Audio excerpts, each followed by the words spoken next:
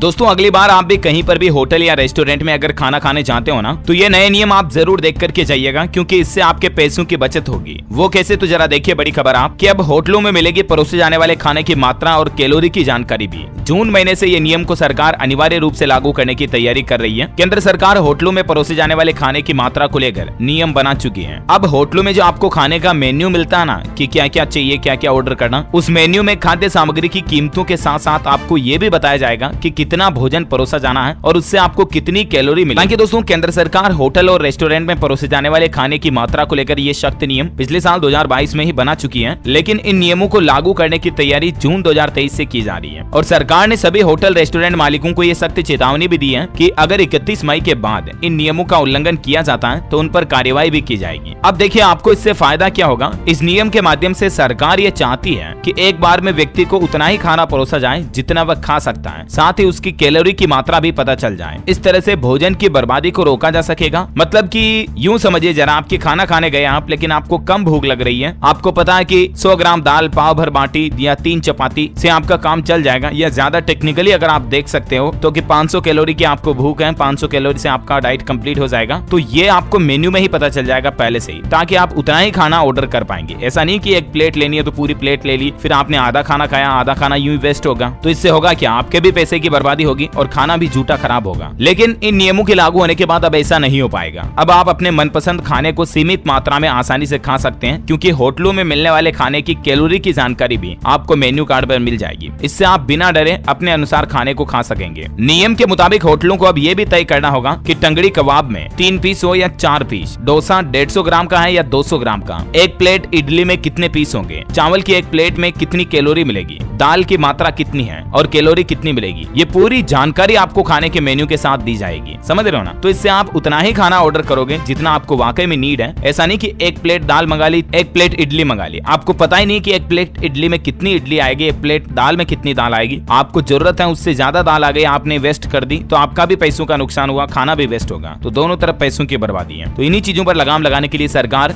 जून 2023 से ये नए नियम लागू करने जा रही है। ठीक है ना। तो उम्मीद है ये छोटा सा नया नियम अपडेट न्यूज आपको जरूर जानने मिला होगा। वैसे दोस्तों आपका सबसे पसंदीदा फूड क्या है, मुझे नीचे कमेंट करके बताइए। इस वीडियो को लाइक और शेयर करना